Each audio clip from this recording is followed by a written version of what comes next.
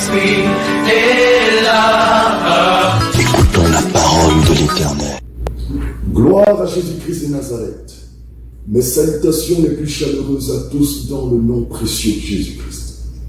Nous allons aujourd'hui parler du développement selon Dieu. Car il est important pour nous de comprendre le sens prophétique du développement afin de ne point tomber dans le piège de l'ennemi. Écoutons la parole de l'Éternel. Pour comprendre le développement prophétique, il serait important pour nous de définir ce que c'est que le développement. Le développement, c'est l'action de se développer, c'est-à-dire le fait de dégager quelque chose de ce qui l'enveloppe, de ce qui l'étouffe. Il s'agit justement de comprendre que le développement doit être saisi ici comme une action qui nous permet de sortir d'une zone de ténèbres, de sortir d'une zone étouffée pour tendre vers la lumière, pour tendre vers la transformation, pour tendre vers ce qui est éclatant. Écoutons la parole de l'Éternel. Ce qui nous permet de comprendre que le désir de Dieu, c'est de voir ses enfants expérimenter la transformation, pour ne pas dire le développement au nom de Jésus. Car ma Bible me dit dans Jérémie 29, verset 11, que les projets de Dieu pour nous sont des projets de paix et non de malheur. Mais maintenant, il s'agit pour nous de comprendre que Dieu veut nous donner d'expérimenter la véritable source de développement qui vient de la puissance du Saint-Esprit. C'est la raison pour laquelle la Bible nous dit dans 2 Corinthiens 5, verset 7, de ne point marcher par la vue, mais de marcher par la foi. En d'autres termes, de marcher par l'esprit et non par la chair, tel que Romains 8, verset 4 nous enseigne. Nous voulons ressortir ici le principe qui nous permet de comprendre qu'il y a deux formes de développement. La première forme s'appuie sur la chair et la deuxième forme sur l'esprit de Dieu. Écoutons la parole de l'Éternel. Pour comprendre d'une manière explicite ce que je viens de dire, permettez-moi de convoquer la parole de Dieu dans 2 Corinthiens 6, le verset 8 à 10 que nous allons lire dans le nom précieux de Jésus-Christ. Ma Bible me dit dans le verset 8, « Au milieu de la gloire et de l'ignominie, au milieu de la mauvaise et de la bonne réputation, étant regardé comme imposteur, quoique véridique. Oui, au milieu de la gloire, étant regardé comme imposteur, quoique véridique, un enfant de Dieu qui a compris que seul Jésus-Christ de Nazareth apporte la véritable élévation, le véritable développement. Ma Bible me dit dans le livre de Psaume 127, verset 1, que si Dieu ne bâtit, la personne qui bâtit en vain. Il est donc hors de question pour nous de faire comprendre que Jésus-Christ de Nazareth est contre le développement. Jésus est pour le développement. Mais nous devons saisir que le véritable développement s'appuie sur Jésus, car c'est lui le fondateur des fondateurs. Il doit être la fondation de toutes choses, car sans lui, tout est vanité. Je m'en vais vous dire. Écoutons la parole de l'Éternel. A dit que nous devons éviter de bâtir le monde avec l'expression charnelle, pour ne pas dire avec la sagesse du monde. Car au jour d'aujourd'hui, nous parlons beaucoup plus de mondialisation. Mais retenons qu'un monde sans Jésus est vide. C'est Jésus qui donne un sens à la vie. Ma Bible déclare ceci, que sert-il à un homme de gagner tout ce monde si demain il perd son âme? Nous devons donc réfléchir, reméditer sur une autre manière de penser le monde afin de nous scotcher à la véritable source de développement qui vient de la puissance du Saint-Esprit, afin d'éviter de tomber dans un piège. Le piège qu'avait connu le monde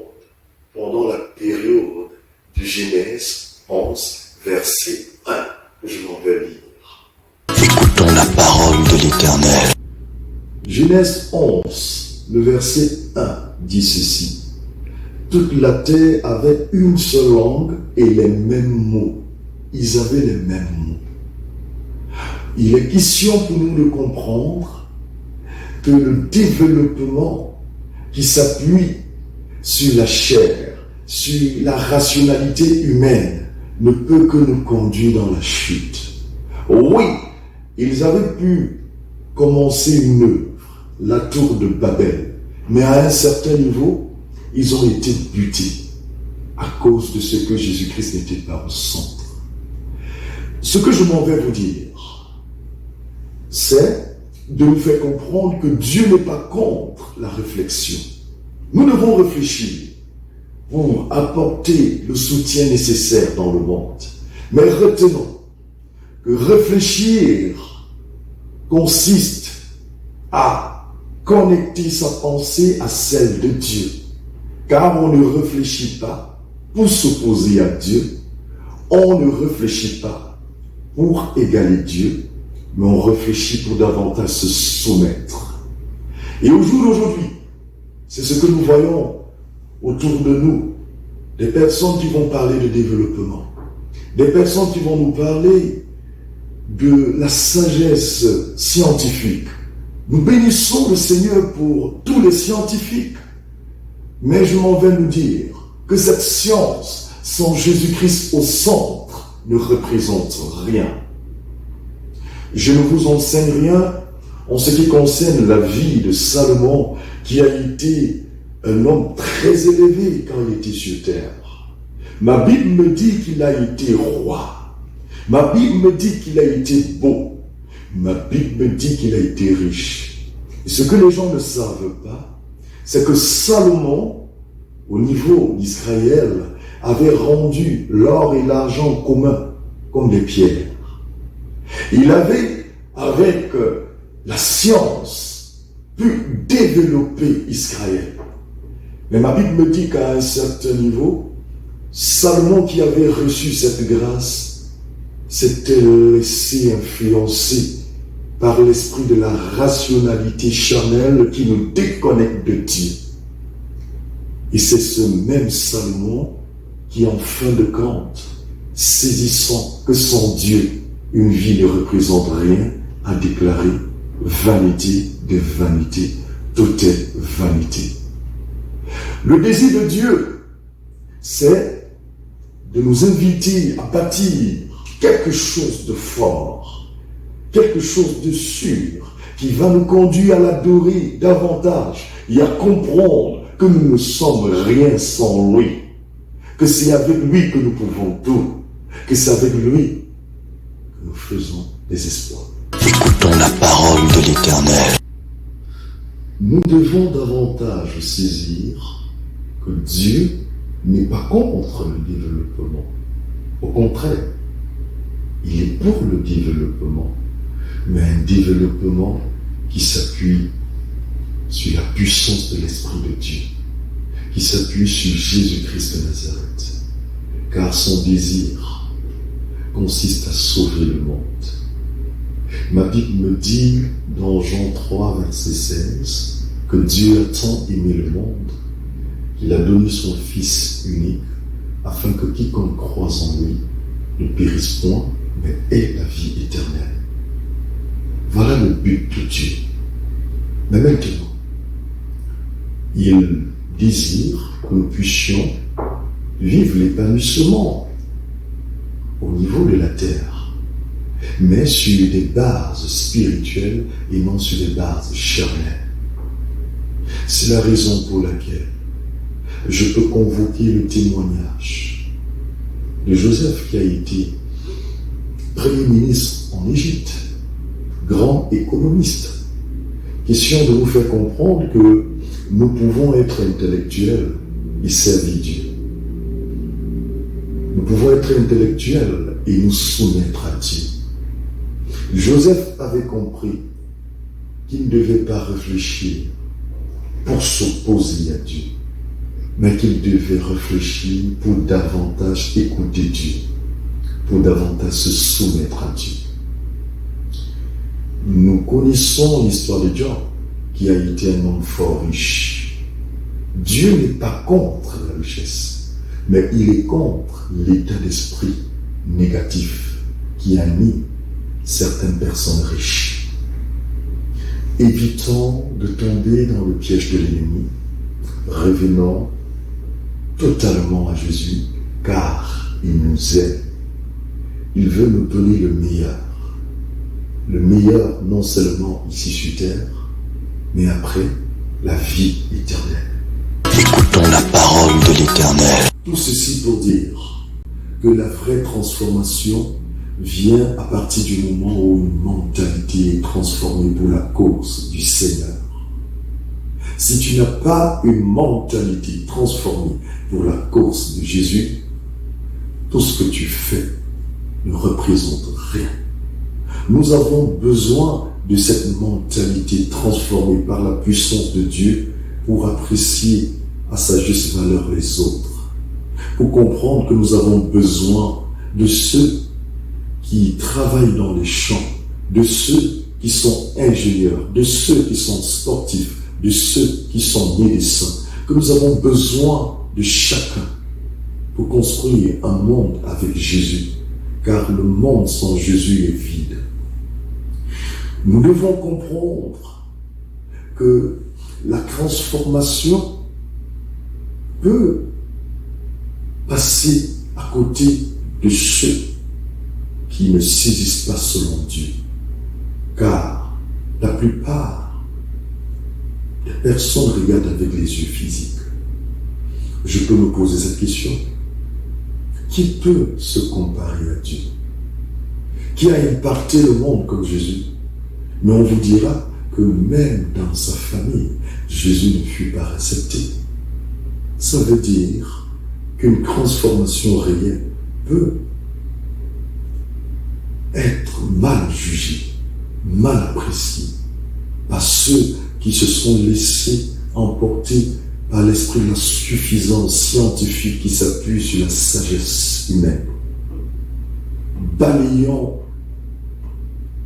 tout ce qui peut nous bloquer de nous comporter comme Dieu le veut et connectons-nous à l'humilité qui nous amène à comprendre que les véritables serviteurs de Dieu, que les véritables enfants de Dieu, en dépit de leur faiblesse, en dépit de leur manquement, sont des sources de bénédiction pour le monde.